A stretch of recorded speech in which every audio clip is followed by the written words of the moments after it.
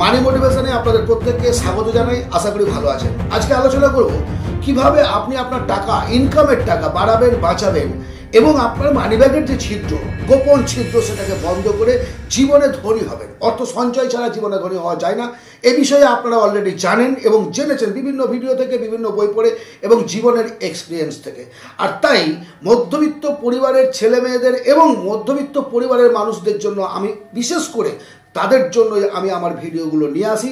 আজকের আলোচনার প্রথম থেকে শেষ পর্যন্ত কথাগুলো গুরুত্ব সহকারে শুনবেন, তাহলে বুঝতে পারবেন কীভাবে আমরা আমাদের মানি ট্র্যাপের মধ্যে পড়ে থেকে নিজেকে মধ্যবিত্ত ট্র্যাপের মধ্যে ফেলে রাখছি। প্রথমে আপনাকে যেটা করতে হবে, যেটা আমরা আজীবন কাল ধরে পাইনি, সেটা হচ্ছে শৈশব থেকে অর্থের ব্যাপারে একটা শিক্ষা দেওয়া বাচ্চাদের। যেটা আমাদের যখন আমাদের বিদ্যালয়, স্কুল, কলেজ এসব জায়গায় কিন্তু এসব শেখানো হয় না। যারা MBA পড়ে বা BBA পড়ে তাদের ক্ষেত্রটা আলাদা, কিন্তু বেশিরভাগ ক্ষেত্রেই আমরা টাকা পয়সার ব্যাপারে আমাদের সন্তানদের শিক্ষা দিই না। এটা একটা মারাত্মক ভুল। ধরুন জন্মদিনে কেউ টাকা গিফট করলো, অনেক সময় আত্মীয় বাড়ি বেড়াতে গেল, সেখানে কেউ টাকা দেয়। আবার SC, ST, OBC ইত্যাদি ক্ষেত্রেও বা স্কলারশিপে কেউ কোনো টাকা পেলো, আমরা কি করি, গার্জেনরা তার সেই টাকাটাকে পরিবারের বিভিন্ন কাজে লাগিয়ে দিই, খরচ করে ফেলি। অথবা ছেলেটি তার শৌখিনতার কোনো জিনিস কিনে ফেলে। প্রথমে বোঝান যে গিফটের কোনো টাকা খরচ করতে নেই। তাহলে কি করতে হবে, আপনি তার নামে একটা ব্যাংকে অ্যাকাউন্ট খুলে দিন। ব্যাংকে অ্যাকাউন্ট খুলে যে টাকাটা সে পেলো সেটাকে আপনি অ্যাকাউন্টে সঞ্চয় করুন তার নামে, কিন্তু তাহলে তার মধ্যে একটা আনন্দ থাকবে, সঞ্চয়ের প্রবণতা তৈরি হবে, যেটা খুব গুরুত্ব। ভবিষ্যৎ প্রজন্মের জন্য এই বিষয়টি ভাবা অত্যন্ত জরুরি।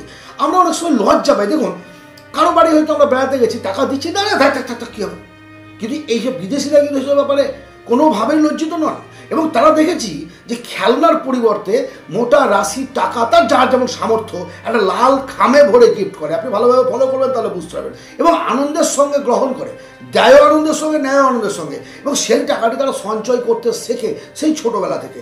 প্রথম যে ভুল আমরা করি, সেই ভুলটি নিশ্চয়ই বুঝতে পেরেছেন। পরবর্তী ক্ষেত্রে আশা করি এই ভুলটি আর করবেন না। ছেলেকে সঞ্চয়ের প্রবণতা তৈরি করান, ছেলেকে সঞ্চয় করতে শেখান এবং টাকার গুরুত্ব তাকে বুঝতে শেখান। দ্বিতীয় যে ভুল আমরা করি সেটা হচ্ছে ধনী মানুষদের সঙ্গে মধ্যবিত্ত মানুষদের ডিফারেন্সিয়েশন বিটুইন থিঙ্কিং, চিন্তার যে পার্থক্য। কি চিন্তা পার্থক্য? দেখো, ধনীরা বোঝে নিড এবং ওয়ান্ট কি। ধনীরা বোঝে তার পকেটে 100 টাকা আছে, মানে 70 টাকার কোনো প্রোডাক্ট সে কিনবে। কিন্তু আমরা মধ্যবিত্তরা কী করি, আমার পকেটে 100 টাকা আছে, মানে আমি 200 টাকার একটা প্রোডাক্ট কিনবো। কেন কিনবো? ধারে দিচ্ছে। ধারে কেন দিচ্ছে? বেশি প্রফিট করে ধারে দিচ্ছে। তাহলে আমি বেশি পয়সা দিয়ে কম মূল্যের জিনিস কিনলাম। দ্বিতীয়ত, আমি 100 টাকার বোঝা, ঋণের বোঝা মাথায় বইতে থাকলাম। এইভাবে একটির পর একটা ঋণ বাড়তে থাকে, একটার পর একটা ঋণ আমরা শোধ করতে থাকি। সারা জীবন ঋণের বোঝা বইতে বইতে ক্লান্ত হয়ে একসময় শ্মশান বা গোরস্থানে গিয়ে দীর্ঘশ্বাস ফেলি। এটাই তো মধ্যবিত্ত জীবন। কিন্তু ধনীরা তা করে না। 30% টাকা তার পকেটে রেখে বাকিটা খরচ করে। বুঝতে পারলেন মানিব্যাগের ফুটোটা কোথায়? আমাদের মানিব্যাগের ছিদ্র বন্ধ করার জন্য এটা খুব গুরুত্বপূর্ণ একটা দিক।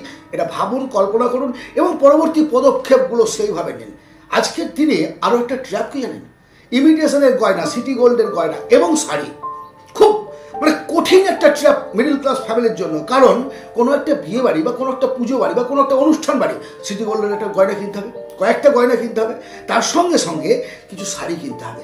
এই যে জিনিসগুলো আপনি কিনলেন নিজেকে সাজানোর জন্য, সেগুলোর কোনো ফিডব্যাক ভবিষ্যতে নেই। আমার অভিমত হলো, যদি ইনভেস্ট করতে হয় আপনি অল্প একটু চাঁদি কিনুন, অল্প একটু সোনা কিনুন, অল্প বলছে, কারণ এটার ফিডব্যাক আছে। আর ধনীরা কিন্তু এটাই করে, হয় তারা ভ্যালুয়েবল জিনিস কেনে অথবা কেনে না। সাধারণ সিম্পল থাকে। আপনি নিশ্চয়ই পড়াশোনা করেছেন, স্কুল গেছেন, কলেজ গেছেন। যদি কোনো ম্যাডাম থেকে থাকে, 10 জনের মধ্যে একজনের উদাহরণ টানবেন না। যদি কোনো ম্যাডাম স্কুলে থেকে থাকে, আপনি ভালোভাবে ফলো করেছেন যে তারা অত্যন্ত সাধারণভাবে স্কুলে যায়, কলেজে যায়। আমি দেখেছি, আমার লাইফে আমি দেখেছি, হাতে হয়তো একটা বালা, ছোট্ট একটা কানের দুল পড়ে আছে, ব্যাস। কিন্তু আমাদের মধ্যবিত্ত পরিবারের ছেলেমেয়েরা নেই, অথচ শৌখিনতা করা, সাজার সে একটা বিশাল ব্যাপার, বিশাল ধুম। তার জন্য আর্টিফিশিয়াল গয়না, আর্টিফিশিয়াল শাড়ি, প্রয়োজনে ভাড়া নেব, প্রয়োজনে ভাড়া। অর্থাৎ কী করলেন আপনি? পুরোটাই ওয়েস্ট করলেন। আপনার মূল্যবান টাকাটাকে, ঘাম ঝরানো টাকাটাকে আপনি খরচ করে ফেললেন শো আপের জন্য। কাকে দেখাতে গেলেন? কাউকে না। কেউ দেখেনি আপনাকে। আপনি ভাবছেন যে আমাকে সবাই দেখছে, বাট কেউ দেখেনি। যারা দেখেওছে তারা আপনাকে নিয়ে হেসেছে, আপনাকে নিয়ে জ্বালা করেছে, হ্যাঁ দেখ কত সেরেছে, বাপরে মোটা লিপস্টিক ইত্যাদি ইত্যাদি ইত্যাদি ইত্যাদি সমস্ত কিছু। এবার পুরুষদের ক্ষেত্রেও তাই, বাবা ব্র্যান্ডেড জুতো লাগবে এবং জুতোটা বারবার ঝাড়তে হবে, বারবার কোটটাকে হিলিয়ে নিতে হবে, কে বা সেন্ট লাগাতে ভালো হবে। এই যে ব্যাপারগুলো না একটুখানি কন্ট্রোল করুন। একটু কন্ট্রোল করতে পারলে আপনি জীবনে অনেক বড় জায়গায় পৌঁছাতে পারবেন। ধনী হতে গেলে অর্থ সঞ্চয়ের প্রয়োজন আছে, অর্থ সঞ্চয়ের প্রয়োজন আছে না। আমি শিপে টাকা রাখুন, শেয়ার মার্কেটে টাকা রাখুন, গোল্ডে টাকা রাখুন, ল্যান্ডে রাখুন, এই ইনভেস্টের কথা বলছি না। Pay your self first. নিজের প্রতি প্রথমে ইনভেস্ট করুন, প্রথমে নিজের প্রতি ইনভেস্ট করুন। আমরা যারা চাকরি করি, মধ্যবিত্তদের কথা বলছি আমি, যারা অফিসে চাকরি করি বা নিজের একটা পার্সোনাল চেয়ার অফিস আছে, দোকান হোক ব্যবসা হোক, দেখবেন ভাঙা চেয়ারে বসে 8 ঘন্টা 10 ঘন্টা 12 ঘন্টা ডিউটি করছি, অথচ দামি টিকিট কেটে ভালো চেয়ারে বসে আমরা সিনেমা দেখতে যাচ্ছি। এটা তো হয়। সারাদিন যে পরিশ্রমটা করছি, এরপরে কোমরে যন্ত্রণা, পিঠে যন্ত্রণা, ঘাড়ে যন্ত্রণা, বিভিন্ন রকম ভুগতে থাকলাম, সারাদিনের কাজের জায়গাটা ঠিক রাখলাম না। আমি বলছি ইনভেস্ট করুন আপনার যেখানে আপনি ইনকাম করছেন, আপনার স্বাস্থ্যের প্রতি কোনো কম্প্রোমাইজ করবেন না। একটা ভালো চেয়ার কিনুন, ভালো চেয়ার কিনুন, আর সিনেমা হলে গিয়ে 3rd ক্লাসের টিকিট কেটে সিনেমা দেখে আসুন। ইয়েস, এটা আমার অভিমত, এটা আমার অভিমত। আপনার পার্সোনাল ব্র্যান্ডের জন্য আপনি খরচ করুন, আপনার লাইফস্টাইলের জন্য আপনি খরচ করুন, আপনার চিকিৎসার জন্য আপনি খরচ করুন, আপনার খাদ্যের জন্য কোনো কম্প্রোমাইজ করবেন না। ভালো খাবার খান, ভালো খাবার খান। শরীর সুস্থ থাকলে আপনি সুস্থ থাকবেন, আপনি সুস্থ থাকলে ইনকাম হবে। বাট আমরা কি করছি উল্টোটা, নিজের প্রতি কম্প্রোমাইজ সব কিছুতে, কিন্তু অন্যের জন্য, শপের জন্য বেশি খরচ করে ফেলছি।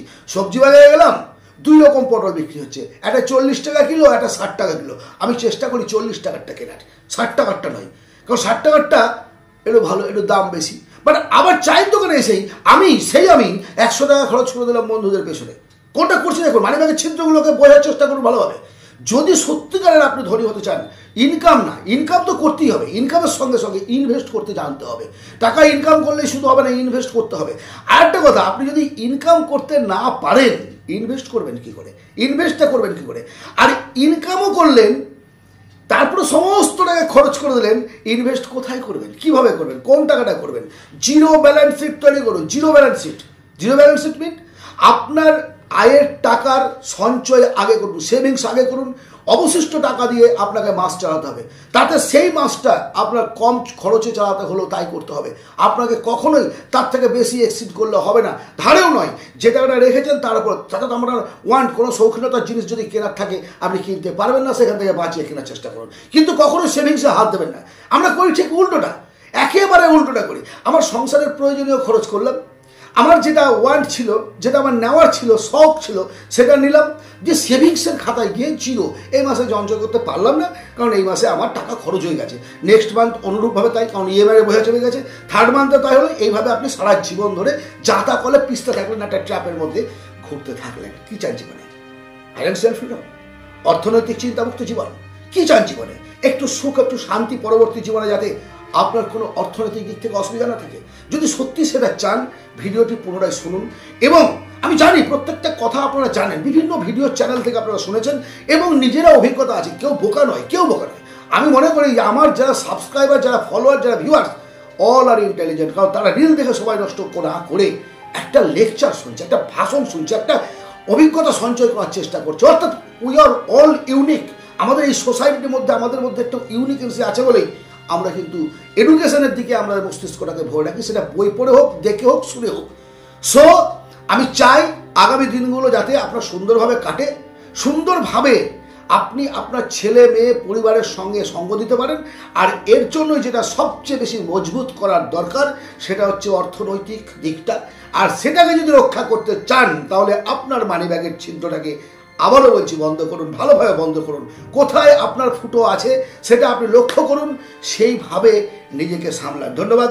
আজকের এই ছোট্ট পরিসরের আলোচনায় নিশ্চয়ই বোঝাতে পেরেছি মানি সংক্রান্ত কিছু মূল্যবান কথা। যদি আজকের এই আলোচনা আপনাদের ভালো লাগে, অবশ্যই একটা লাইক করবেন, সাবস্ক্রাইব করবেন, শেয়ার করবেন বন্ধু বান্ধবদের মধ্যে। ভালো থাকবেন। পরবর্তী ভিডিওতে আবার কথা হবে। ধন্যবাদ।